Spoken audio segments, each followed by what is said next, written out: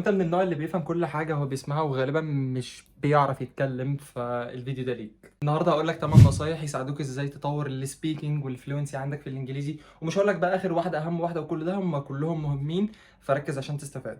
قبل اي حاجه حابب اعرفك بنفسي، انا اسمي عبد الله احمد، انا مش مدرس، انا مجرد شاب زيك بيتعلم حاجات وبيطلع يشاركها معاك وبس كده. يلا بقى نبدأ. أكبر مشكلة بتقابل معظم اللي بيحاولوا يتعلموا إنجليزي هي الترانزليشن، إن أنت بتترجم من عربي لإنجليزي. المشكلة دي هتتحل بأول نقطة واللي هي ال comprehensible input. يعني إيه comprehensible input؟ comprehensible input دي يعني هنربط كل كلمة بموقف أو بشيء مادي قدامنا. يعني مثلا بص، ده إيه؟ ده علبة كرياتين، فأنا أقوم جاي ماسك دوت في إيدي وباصص له كده، وأقوم جاي قايل this is creatine box. ممكن بقى ازيدك من الشعر بيت، اقوم جاي مثلا فاتحه عامل زي ايه ده also empty. فانا دلوقتي ربطت كلمه empty بحاجه فارغه، ربطت كلمه كرياتين بوكس بشيء مادي قدامي، فانا كده عمري ما هنسى الكلمتين دول. وكذلك مع المشاعر. مثال اخر: this is cable I use it to charge my phone. تاني مشكله الا وهي النسيان. طب ازاي نحل النسيان يا عبد الله؟ بكل بساطه انك تتعلم synonyms. يعني ايه synonyms؟ يعني كلمات ليها نفس المعنى او معنى مشابه. يعني مثلا انا نسيت، يعني مثلا قدامي موقف ممل وانا عايز اوصف الموقف ده ومش عارف اوصفه، نسيت كلمة boring او كلمة bored، فانا دلوقتي نسيتها، فانا هتعلم كلمة تانية زي كلمة tedious. فانا دلوقتي طالما انا نسيت boring او bored، انا هقول it was so tedious. فانا دلوقتي بقى عندي بدائل كتير اقدر استخدمها، فان نسيت كلمه انا عندي كلمات تانية بتوازيها في المعنى او قريبه منها اقدر استخدمها في نفس الموقف. هديك جمله ومعاك 3 ثواني انك تترجمها. 1 2 3. اكيد انت ترجمتها ترجمه حرفيه وقلت nobody can stop me except me، ودي صح. بس عشان تتعلم ازاي تتكلم زي النيتيف سبيكرز او تطور الفلوينسي عندك، انت محتاج تتعلم ازاي هما بيتكلموا او بيعبروا. لو جيت تسمع الجمله ديت في اي فيلم مثلا او اي مسلسل، هتلاقيهم بيقولوها كده بالظبط: nobody can stop me but me. nobody can stop me but me. Nobody can stop me but me. وده بيوصلنا للنقطة التالتة واللي هي برضو مربوطة بالنقطة الرابعة. والنقطة التالتة هنا هي إنك تتعلم أكتر من جملة بتدي نفس المعنى، أو تتعلم أكتر من طريقة توصل بيها نفس المعنى اللي أنت عايز توصله. ليه أنا قلت هي مربوطة بالنقطة الرابعة؟ لأن النقطة الرابعة هي إنك تسمع أو تتعلم من native speakers. يعني إيه native speakers أصلا؟ يعني متحدثين أصليين، ناس اتولدوا بيتكلموا إنجليزي من نعومة أظافرهم. فدلوقتي الناس ديت لما أنت تسمع منها، الإنجليزي بتاعهم غالبا بيكون صاحب نسبة 99%، وبتتعلم منهم ازاي تعبر عن اللي انت عايز توصله، سواء كان احساس او شعور او موقف او ايا يكن، بطريقه طبيعيه. لان لو فضلت تترجم ترجمه حرفيه، انت هتبقى حرفيا بتتكلم زي الروبوت. سادس نقطه وهي اتعلم idioms. لو انا جيت قلت لك دلوقتي يعني ايه كلمه هيت، هتقولي كلمه هيت يا عبد الله يعني يضرب.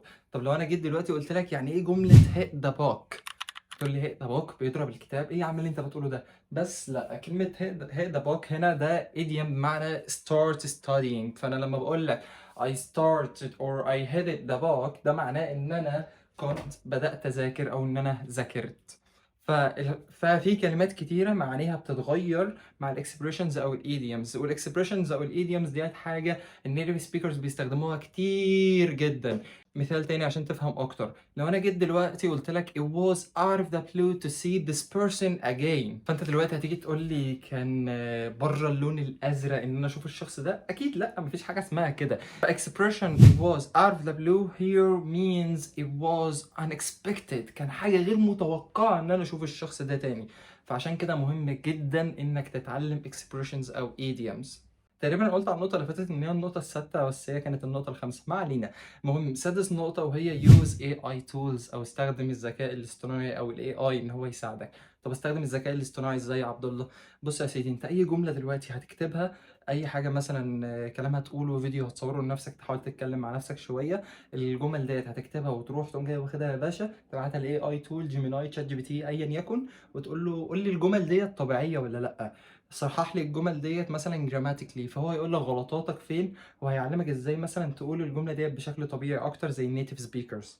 سابع نقطة وهي ما تترجمش من عربي لإنجليزي. اللي بيخليك تحس إنك ستاك كده ومش قادر تتكلم هو إنك بتقعد تترجم من عربي لإنجليزي. تعالى فلنفترض إن أنت اتعلمت كلمة جديدة أو قابلت كلمة جديدة ما تعرفش معناها، مثلا زي consequences، فانا دلوقتي ما اعرفش يعني ايه الجمله دي، فاقوم جاي واخد الجمله ديت وراجع للنقطه رقم 6، راح للاي اي تول واقول له explain this word with simple English، فهو هيحاول يشرح لك الكلمه دي. لو ما فهمتهاش هيقول لك مثلا synonyms ليها، هيقول لك opposites ليها، فكده كده هتتعلمها. ومثلا هيقوم جاي قايل لك مثلا consequences means the bad result of an action، فكده انا فهمت ان consequences ديت الريزلتس لحاجه غلط انا عملتها.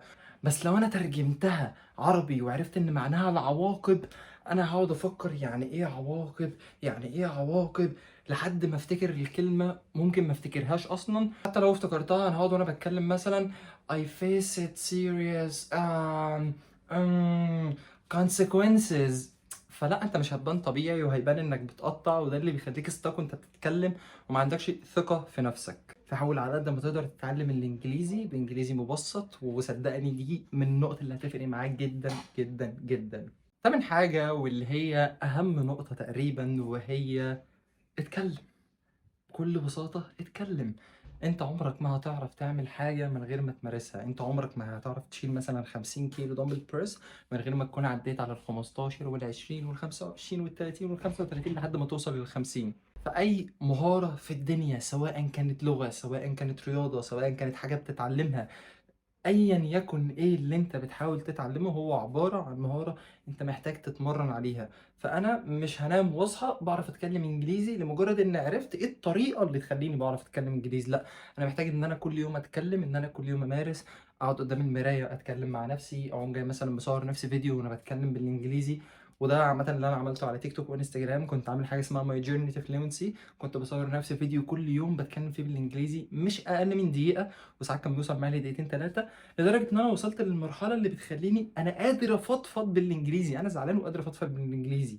فبجد بجد بجد السر في انك تمارس، وكل اللي فات دوت كانت تريكات هتسهل عليك الممارسه، تخليك بدل ما بتتعلم مثلا في 3 4 شهور، لا انت ممكن تختصرها في شهر ونص، شهرين. وبس يا سيدي، ده كان كل حاجه الفيديو النهارده. لو استفدت ولو بحاجه بسيطه ما تنسانيش بدعوه حلوه زيك يا عسل انت. وبس كده، سلام عليكم.